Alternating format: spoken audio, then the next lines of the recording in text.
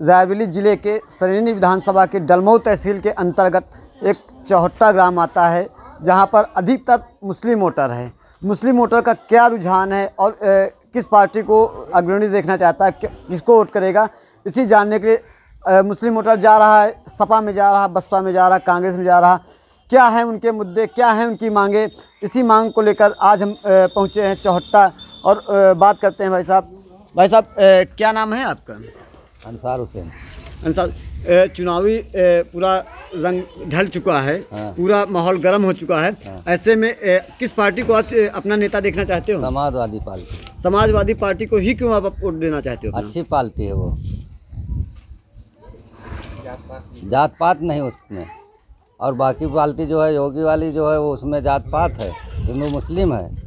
5 साल में कुछ नहीं हुआ, खाली हिंदू मुसलमान हुआ। 5 साल यहाँ पे सरेनी विधानसभा में धीरेन्द्र बहादुर सिंह विधायक रहे, उनका कार्यकाल आप कैसे देखते हैं? एकदम खराब रहा उनका कार्यकाल, कोई कार्यकाल उनका सही नहीं था, विकास नहीं था। किसको आप अपना विधायक देखना चाहते हो? चुनाव में हम जो है अखिलेश को देखना चाहते हैं।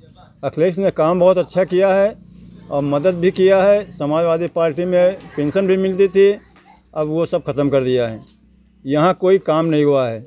इस वार्ड में आज तक न कोई चेयरमैन, न कोई विधायक, न कोई काम हुआ है 5 साल के अंदर। इसलिए हम लोग अखिलेश को अच्छा समझते हैं, अखिलेश को हम लोग को सपोर्ट करेंगे। हम लोग तो देखो अखिलेश यादव को देंगे, समाजवादी पार्टी को। ठीक है, बीजेपी अच्छी है, हम बुरा नहीं कह रहे हैं, बीजेपी अच्छी है, नरेंद्र मोदी सही है, लेकिन बाबा नहीं ना सही। इसलिए कि जब से सरकार आई है केवल इनके पास हिंदू और मुस्लिम के अलावा कोई बात नहीं है, और उनसे हमारी कोई नाराज़गी नहीं, ना हम कोई बात नहीं है। सिर्फ हिंदू मुस्लिम करते हैं।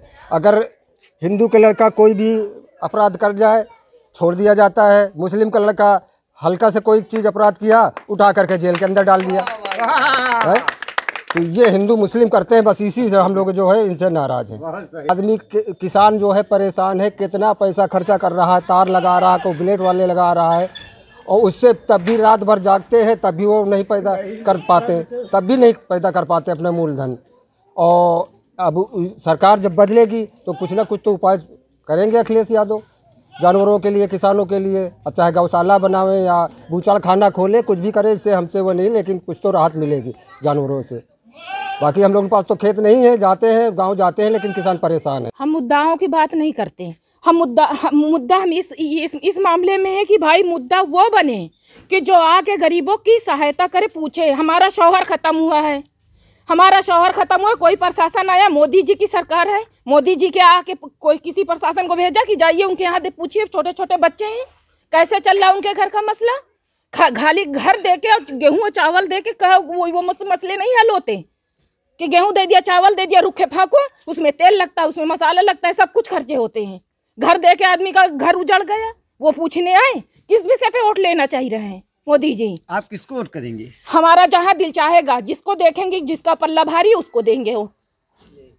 जिसका पल्ला भारी होगा वो अखिलेश तो है ही है, अखिलेश के अलावा और कोई नहीं आएगा। और रह गई बात मसले, हाँ यहाँ पूछते कि कोरोना काल में क्या किस किस के घर में है, कौन बीमार है, कौन आ जा रहा है, दवा तक के पैसे नहीं है, सिलेंडर का मसला बताओ। हम अपने मियाँ को लिए भटक रहे हैं, 40-42 हज़ार का हम सिलेंडर लगा रहे हैं, कहाँ से गरीब आदमी पाए? सवार खोए बैठे हैं, छोटे छोटे मासूम बच्चे हैं हमारे, कौन पूरा करेगा? मोदी जी आए खैरियत पूछें, जो वोट ले किस मुद्दे पे वोट लेंगे मोदी जी? महंगाई चरम सीमा। हाँ, महंगाई तो जिस तरह मोदी जी की सरकार में हुई गई है कि हर चीज बताओ, तेल 200 रुपए में, दाल अरहर की 100 रुपए में है। गरीब आदमी हम तुम खा सकते हैं, मजदूर आदमी नहीं खा सकते हैं। मोदी जी किस मुद्दे पे वोट लेंगे? मोदी जी अब बैठ जाए जाके कुर्सी लेके अपने घर में, जब अपनी वो भी नहीं संभाल पाए तो वो पब्लिक को क्या संभाल पाएंगे? इस तरह बेईमानी और दगाबाजी से वोट नहीं ली जाती। आए हम लोगों को पूछें, आके हाल पूछें, शौहर खोए बैठे, नौकरी दे, हमारे बच्चों को इंटर पास है, क्यों नहीं देते वोट? दे गरीबों की आके मदद करें, आते 10-20 50 हज़ार की मदद करते हैं कि भले इनका घर खोया, बच्चे यतीम हो गए हैं।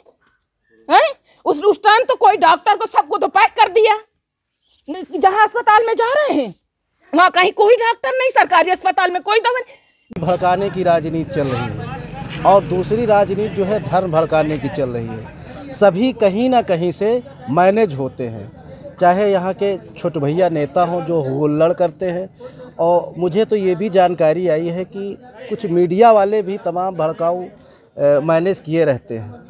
भारतीय जनता पार्टी सरकार वह सरकार है जिसने मुझ जैसे एक गरीब इंसान को जो है इलाहाबाद विश्वविद्यालय से BA MA और LLB करने का गौरव मुझे प्रदान किया है। मुझे याद है कि उस समय कोई हाई स्कूल इंटर में पास ही नहीं हुआ था, और अब हम जब रिज़ल्ट सुनते हैं जो सरकारें आई हैं उसमें कोई 90%, 94%, 95% से नीचे अंक किसी को नहीं मिलते। सरकार तो भाजपा की ही है। मैं सरकार की बात नहीं, मैंने वो सारे मैं उत्तर आपको दे रहा हूँ, मैं सरकार की बात नहीं कर रहा हूँ।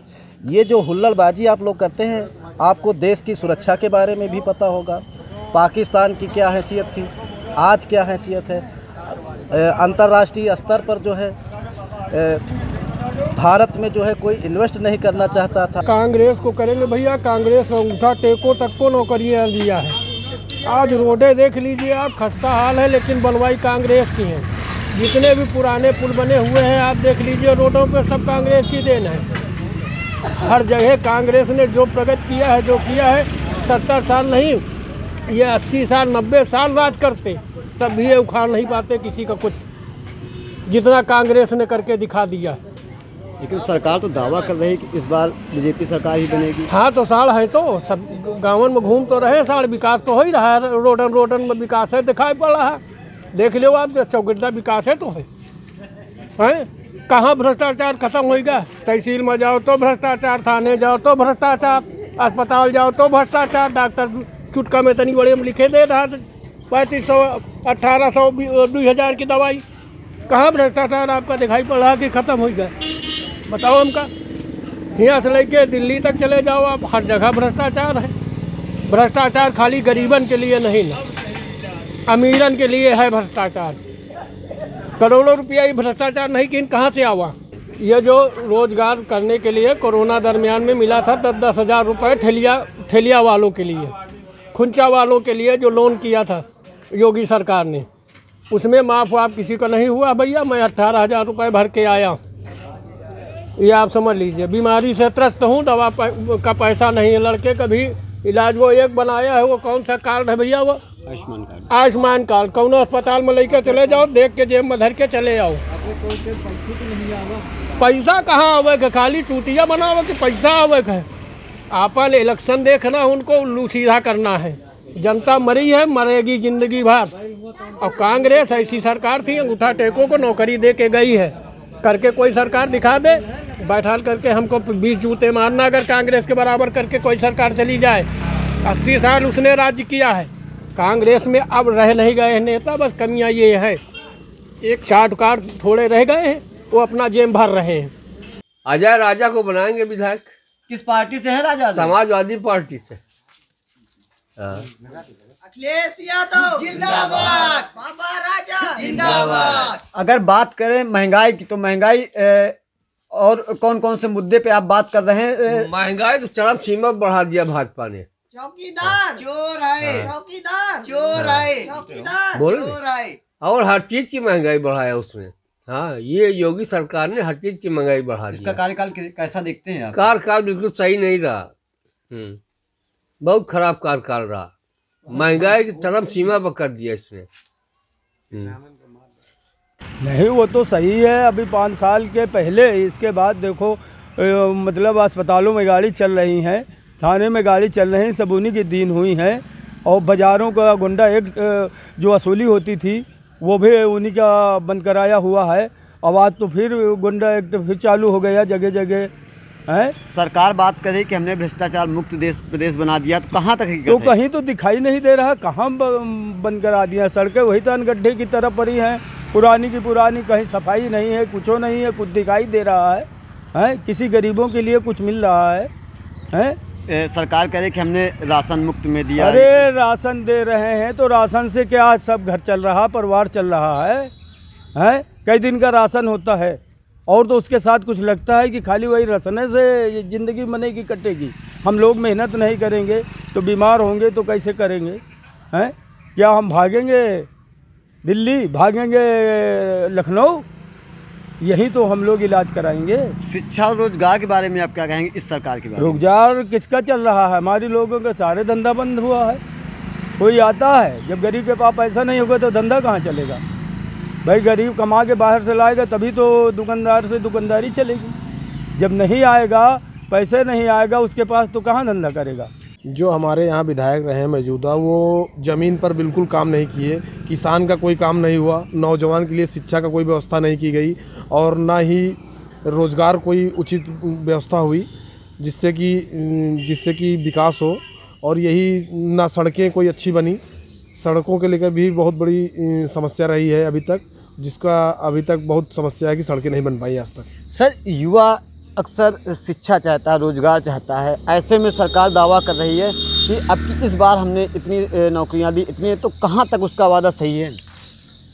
इनका देखा जाए तो अभी तक ऐसा कुछ पूरे 5 साल में देखने को नहीं मिला है कि इन्होंने जो घोषणाएं की हैं उसके हिसाब से अभी इन्होंने कोई इनकी ज़मीन पे नौकरी उस तरह नहीं उतर के आई, कोई ऐसा रोज़गार नहीं आया है जो युवाओं में एक खुशी की लहर हो। लेकिन लोग आने वाली सरकार से, अखिलेश यादव की सरकार से उम्मीद लगाते हैं कि ये सरकार आएगी और काम करेगी और युवाओं को रोज़गार, शिक्षा देगी। देखो, आपने अभी पूछा महंगाई के विषय में। महंगाई तो चरम सीमा पर है। जो पेट्रोल हमको 85-80 रुपये में मिलता था वो आज 105 रुपये लीटर मिल रहा है। डीजल की भी कीमतें बहुत तेज़ी से बढ़ गई हैं। लेकिन ये सरकारें जब चुनाव आता है तो उसके डीजल पेट्रोल के रेट जो है रोक देते हैं। बाकी ऐसे पूरे 5 साल देश को लूटते रहें और बहुत बेतहाशा लूट हुई है, जो कि ये बहुत ज़रूरी है।